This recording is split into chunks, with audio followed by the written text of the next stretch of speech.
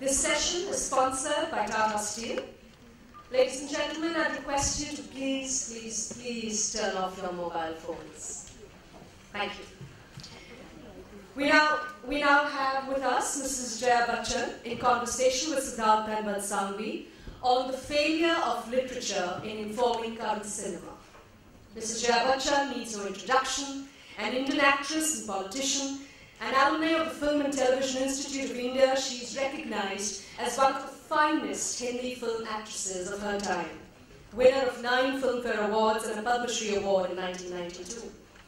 In conversation with Mr. Siddharth Dhanvant Shanghvi, the author of the international bestseller The Last Song of Dusk and the widely acclaimed The Lost Flamingos of Bombay, whose work has been translated into 16 languages and his journalism published by The Time, The New York Times, The Huffington Post, and elsewhere. I'd like to invite on stage Mrs. Bachchan and Mr. Shanghvi.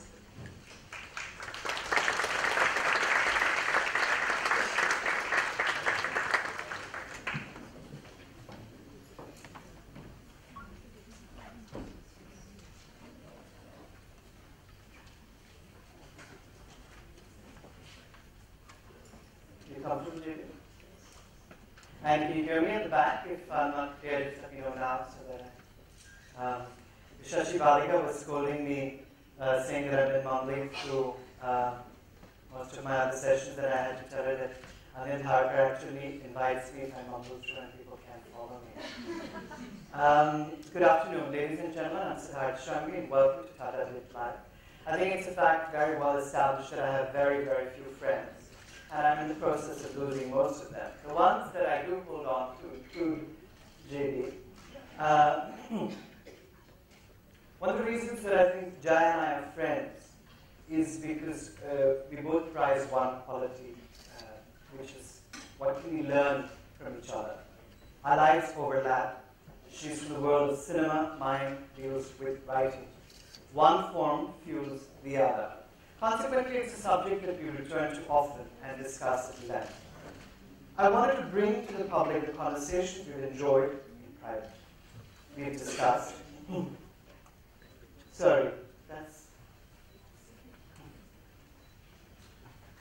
discussed, for instance, how Fitzgerald added so much to the novelistic form from the world of cinema.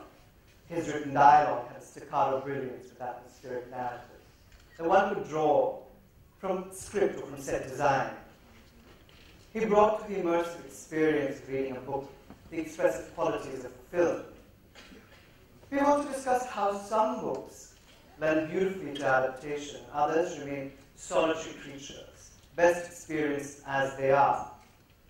The Demi Brothers adaptation of Toni Morrison's Beloved was a case where the filmmakers were trying so hard to be true to the novel, to its interiority, its language, that they could simply not serve the film. But take the example of The English Patient. Michael Ondaatje wrote a grand opera of novel, and it seemed almost impossible to convey its private losses and anguish on screen.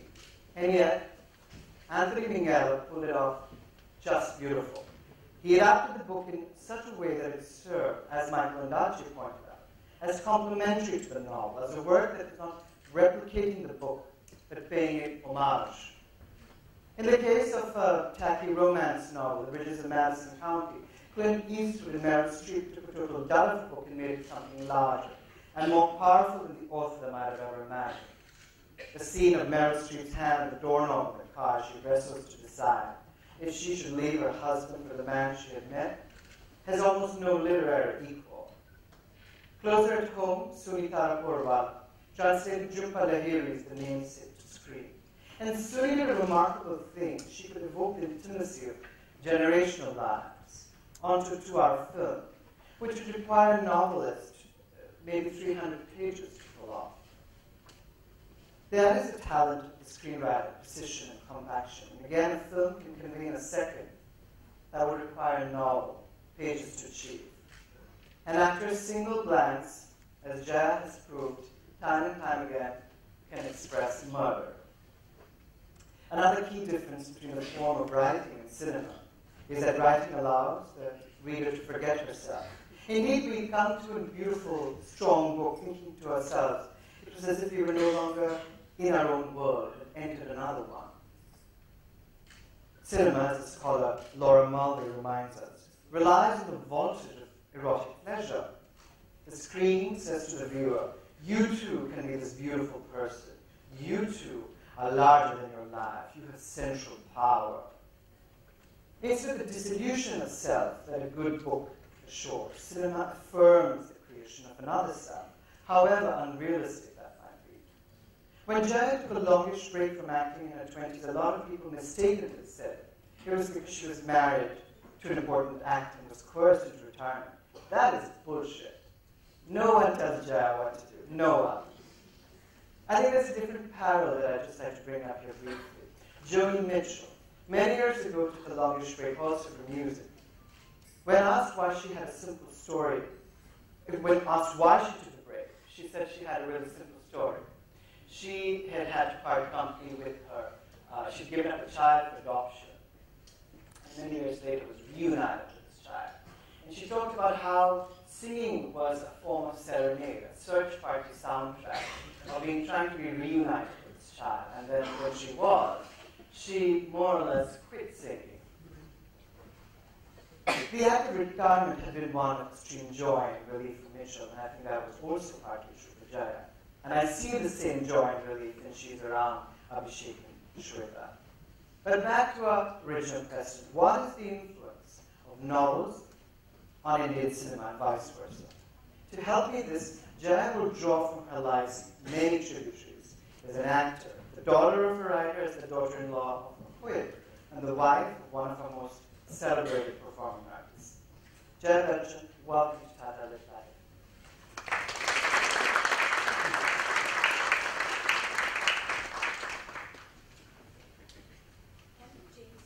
Sure, I mean, as you wish. We used to sit on the right side. Of course.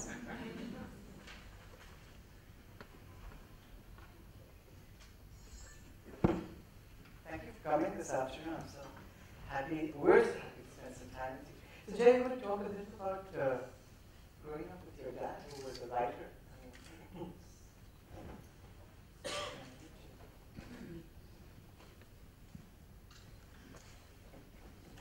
I was not worried about this conversation.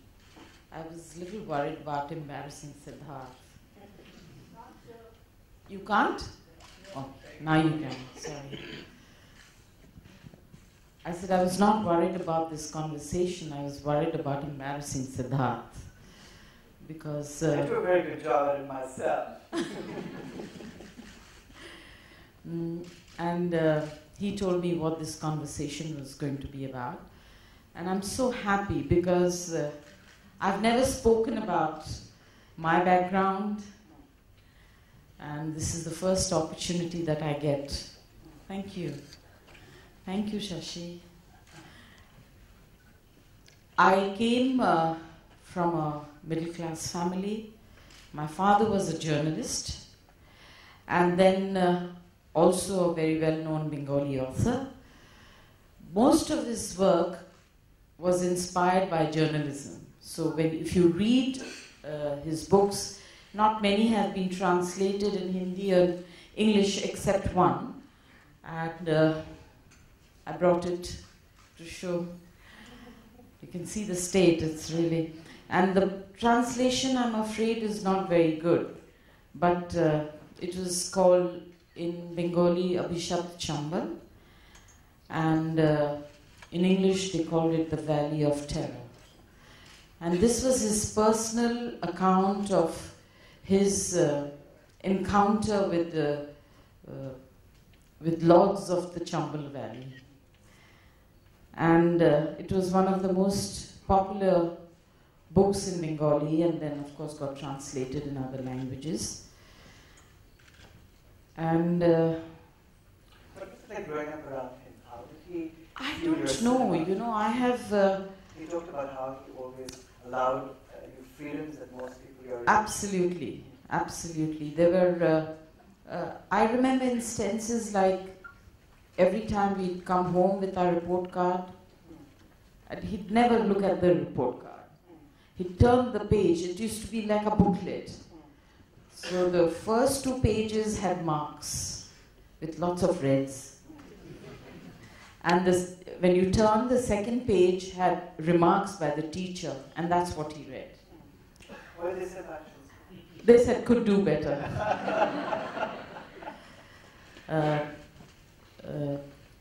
Of course, there were some nice things, and my father said, as long as you are a good human being, I don't care about the marks. You will get your marks. And I think that's what he taught me. He taught me to be fearless and brave. And because of him, you also pursued acting? In a way. When I was 13, I did a film with Satyajit Ray called Mahanagar. And I was absolutely at that time not into Satyajit Ray or into cinema. I did watch films like Jagriti and Hum Panchi Ek Dal Ke, those kind of things, because the government used to have free screenings in our colony. And when I did Mahanagar, I started getting interested in cinema. I started watching films. Bengali films we watched almost every Sunday. There was a special screening, and it was, we were taken to see the film to learn the language.